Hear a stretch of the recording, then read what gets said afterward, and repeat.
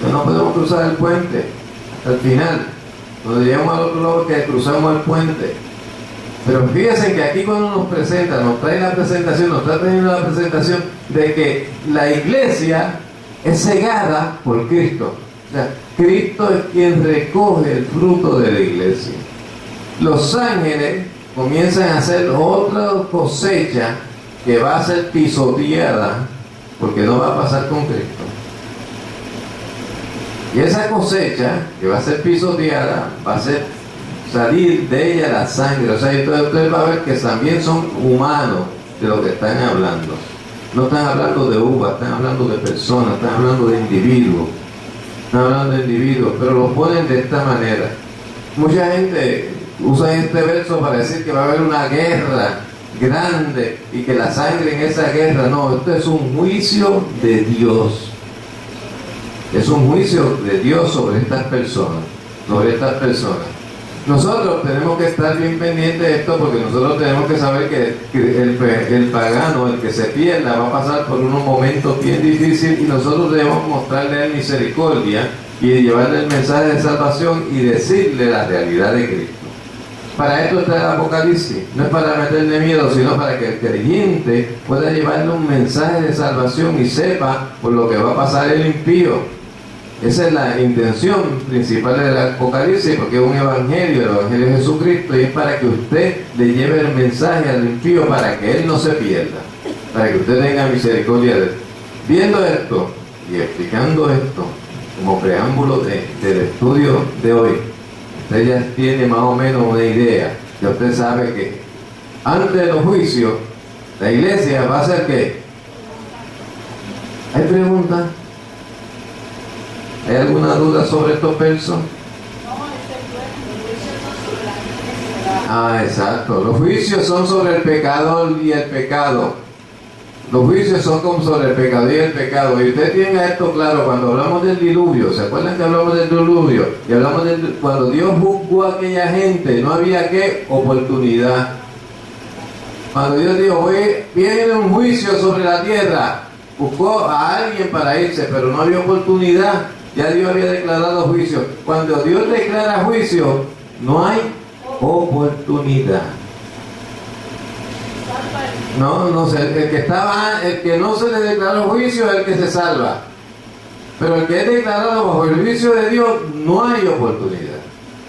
No hay oportunidad. Y eso usted lo puede ver también cuando las personas blasfemaron contra el Espíritu Santo. En el libro de los Hechos, que estuvimos explicando anteriormente aquí, ellos dos blasfemaron contra el Espíritu Santo. Dios estableció juicio sobre ellos y murieron.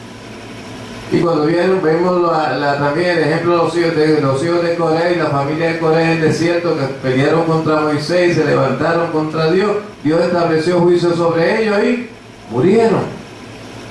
Fíjense, cuando Dios, nosotros a veces decimos ten misericordia de mí, pero cuando Dios levanta juicio sobre alguien, es juicio. Es juicio. O sea, ya la misericordia de Dios se ha cortado de esa vida. Y usted puede pedir a ver al rey Saúl. Puede estudiar bien lo que le pasó a Saúl. Cuando la misericordia de Dios se aparta, el juicio de Dios desciende de una manera irrevocable. Cuando Dios declara juicio, es irrevocable. Díganme.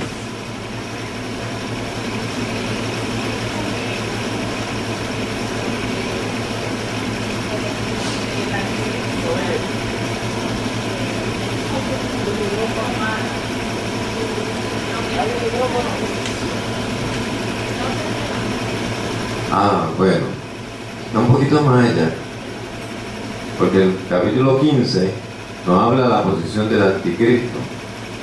El capítulo 15 nos va a hablar de la posición el capítulo 16, perdón, nos va a hablar de la posición del anticristo. Más adelante nos va a poner la posición del anticristo. Dentro de este momento de los juicios, quien gobierna sobre la faz de la tierra es el anticristo y el falso profeta. Son los que gobiernan, o sea, es el final del gobierno humano. Y los juicios son juicios contra el gobierno humano, que se le van a derramar juicios sobre los hombres y sobre el gobierno humano, sobre todos los que han sido sellados con el sello y han adorado ¿a quién? A la bestia. Y hablando de manipulación, la otra vez estuvimos hablando de manipulación y hicimos un poquito. Usted sabe una cosa, que cuando le anuncian tormenta en Puerto Rico, en cualquier sitio, la gente es manipulada. Bien manipulada. Y la gente no abre los ojos, sino que sigue la manipulación. Y por eso te dan tantos mensajes. Y cada 15 minutos te dan el mismo mensaje. Y cada 20 minutos te deciden el mismo mensaje. Y el momento llega tú de una tensión tan grande que no entienden nada más que hay peligro. Hay peligro. Si fuéramos así con los mensajes de Jesucristo viene pronto. Exacto, ¿no? La gente estuviera sirviéndole. La iglesia del primer siglo tenía bien claro la venida de Cristo. Tenía bien claro que Cristo regresaría. Tenía bien claro, porque lo había visto ir, tenía los testimonios de que se había ido, que había muerto. Y en ese primer siglo la iglesia tenía bien claro el mensaje de que Jesucristo venía. Y a ellos no les importaba comer o no comer. No le importaba vestir o no vestir, le importaba servirle a Cristo. Su mirada era servirle a Cristo porque Él venía y ellos se iban con Él. Pero la iglesia del tercer siglo, 200 años después que esa iglesia se le olvidó que Cristo venía. Y empezaron a incluir en filosofía, empezaron a incluir en otras cosas dentro del alcohol cristiano, y cambiaron la tónica y dejaron a Cristo fuera de la religión. O sea, convirtieron una religión, en vez de un cristianismo, en una religión semipagana, y con muchas cosas que nos rodeaban. Y fueron olvidando que Cristo viene. Es más, se le ha olvidado que Cristo viene. Entonces, muchos de nosotros tenemos esa influencia de esa manera. Y se nos olvida que lo más importante del cristianismo es que Cristo viene. Se nos olvida eso. Se nos olvida que el Apocalipsis está ahí para recordarnos cada día que el hombre en pecado va a ser juzgado, y que el pecado va a ser juzgado, y que la iglesia, el hombre que sirve a Cristo, espera su venida, va a morar con Él. Se nos olvida eso de muchas maneras. Por eso es que en estos últimos tiempos nosotros no hablamos de la ira de Dios. Y hay mucha gente que no habla de la ira de Dios en estos últimos tiempos porque no ven la ira de Dios como algo que se va acercando. Vemos el cambio, sabemos que hay cambio climático, pero estamos esperando que ocurra un milagro. Igual que en la economía, todo el mundo espera que ocurra un milagro, y ese milagro va a ser el anticristo. Y esos milagros los va a traer el anticristo. Y esos cambios los va a traer el anticristo. Pero estamos esperando esos milagros. Y la humanidad sigue esperando esos milagros que se le están acercando y que de pronto van a caer sobre él como ladrón en la noche, y van a pasar por grandes problemas. Y somos bien manipulados, y así va a ser este tiempo de unos hombres, de gente que van a manipular la gente, le van a vender una propaganda, le van a enseñar la propaganda, y usted va a bailar al son que le toque. Y esa es la manera que van a hacer. En el capítulo 15, comenzando el capítulo 15 de Apocalipsis, ya que usted entendió esto y puede sacarla en el examen.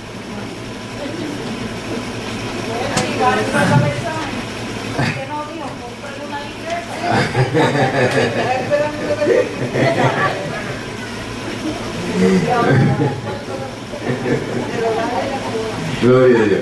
Vi en el cielo otra gran señal. Y cuando usted mira esto en el libro de Apocalipsis, aparece por lo menos en las visiones de Apocalipsis, aparecen unas visiones en el capítulo 12 que habla sobre esto, que es la visión de Israel, el capítulo 12 verso 1, el capítulo 12 verso 3, que habla del anticristo y de Satanás, que referencia a Daniel 7:7. Y va a ver que ahí usa también el mismo término que de las visiones, y habla también de una gran visión, y habla de las visiones de esa misma manera, la describe como grandes visiones. Y aquí, en esta gran visión, que es admirable, ¿verdad? Una palabra nueva, una visión grande y admirable, algo que él no tiene comparación. Una maravilla, como diríamos acá, una maravilla, algo admirable, algo que él reconoce que es bien admirable y que no sabe lo que es. Y cuando la mira, ve esa visión, ve 7 ángeles